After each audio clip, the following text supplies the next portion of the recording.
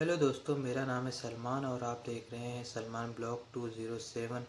तो आज हम जानेंगे कि अगर आप सऊदी अरब या किसी भी गल्फ़ कंट्री में जाते हैं और आने से पहले जो आपके कॉन्ट्रैक्ट पे सिग्नेचर होता है, उसको सिग्नेचर करने से पहले किन किन बातों का ध्यान रखना चाहिए, आज इस वीडियो में हम यही जानेंगे दोस्तों।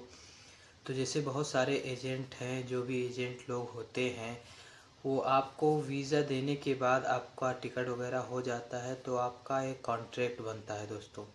आप जब एग्री हो जाते हैं काम के लिए, किसी भी काम के लिए वर्क परमिट पे, तो आपका एक एग्रीमेंट बनता है दोस्तों।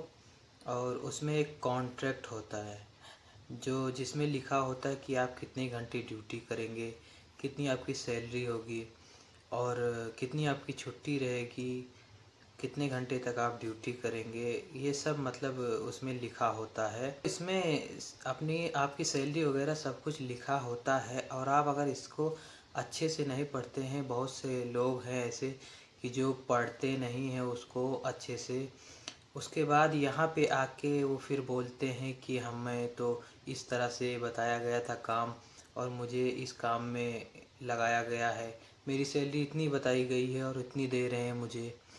उसके बाद आप अपना क्लेम जो है वो अपने कफ़ील पे लगाते हैं या एम्प्लॉयर पे लगाते हैं। तो इसमें मेन मसला क्या होता है दोस्तों, इसमें सारी गलती जो है एजेंट की होती है दोस्तों।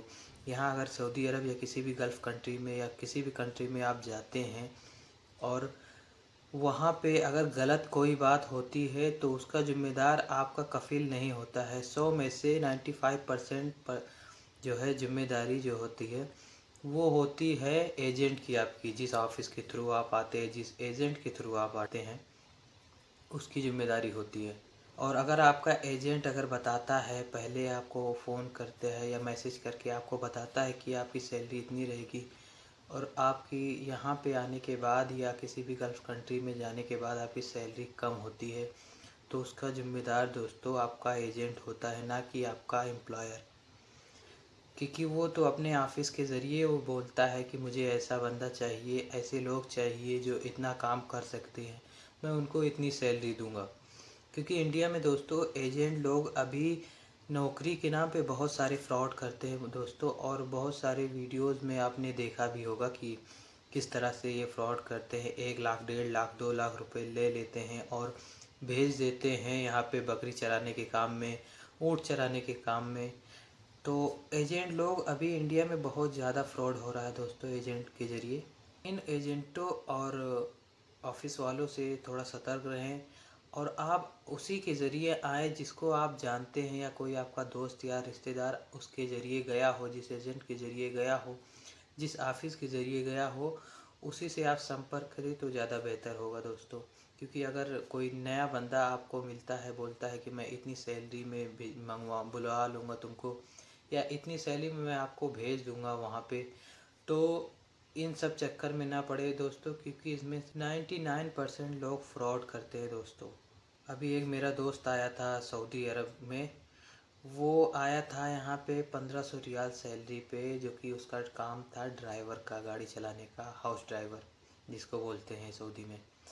तो उस काम में आया और यहाँ पे आने के बाद उसको पता चला कि उसकी सैलरी है जो वो 1300 रियाल है, सिर्फ़ और सिर्फ 1300 रियाल। उसी में खाना, उसी में रहना, उसी में खाना खर्चा, सब कुछ उसी में। क्या बचा होगा उसको दोस्तों?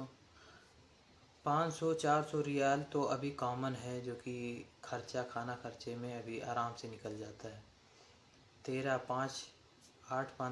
800 रियाल, जो कि इंडिया का 15-16 हज़ार रुपये होता है। इतना तो इंडिया में बंदा कमा सकता है, लेकिन यहाँ पे दोस्तों जो एजेंट होते हैं वो फ्रॉड करते हैं। तो इस तरह की परेशानी आती है और 2 साल आपको झेलना ही पड़ेगा किसी भी तरह दोस्तों। अगर नहीं झेलते हैं तो आपका टिकट लगेगा, आपका जो हर्जाना होगा, जो भी पैसा खर्च किए होंगे उसका नुकसान होगा, प्लस जो कफ़ील आपको बुलाया होगा वो बोलेगा मैंने इतना पैसा आपके ऊपर खर्चा किया है तो मुझे इतना पैसा देना पड़ेगा। मैंने बताया है जिसके बारे में, वो आया था अपने ख़ास एक दोस्त के ज़रिए ही आया था दोस्तों। एक रिश्तेदार है उसका, दोस्त का उसके रिश्तेदार है, उसके ज़रिए आया था दोस्तों। तो ऐसे ऐसे फ्रॉड हो रहे हैं दोस्तों। और अगर आप कॉन्ट्रैक्ट पे किसी भी कॉन्ट्रैक्ट पे साइन करते हैं तो उसको अच्छे से पढ़ लें, या आपको नहीं पढ़ना आता है तो आप सामने वाले से बोलें, या फिर आपके अपने साथ में किसी को लेके जाते हैं उससे बताएं कि इसमें क्या लिखा है, आप मुझे पढ़ के बताएं, ताकि आपको यहाँ पे आने के बाद कोई प्रॉब्लम ना हो दोस्तों। क्योंकि ऐसी प्रॉब्लम अक्सर करके देखी जाती है, खासकर एजेंटों द्वारा जो भी वीज़ा मिलती है, जो भी वीज़ा मिलता है एजेंटों के ज़रिए, उसमें ख़ास तर का इस तरह से फ्रॉड होता है दोस्तों। तो सतर्क रहें। और आज की वीडियो इसी टॉपिक पे थी दोस्तों, और उम्मीद करता हूँ ये वीडियो पसंद आई होगी और आपको जानकारी कुछ ना कुछ मिली होगी। अगर अच्छी लगी ये वीडियो तो हमारे चैनल को अगर नए हैं तो सब्सक्राइब करें और अपने दोस्तों के साथ शेयर करें। और इस मेहनत के लिए एक लाइक तो बनता है दोस्तों, क्योंकि ये सब बहुत अलग अलग रिसर्च के बाद, ढूंढने के बाद ही ये सब पॉइंट मुझे मिलता है। इतनी आसानी से वीडियो बनाना, कैमरे के सामने खड़े होना कोई आम बात नहीं है दोस्तों। तो मिलते हैं किसी नेक्स्ट वीडियो में और ऐसे ही जानकारी के साथ।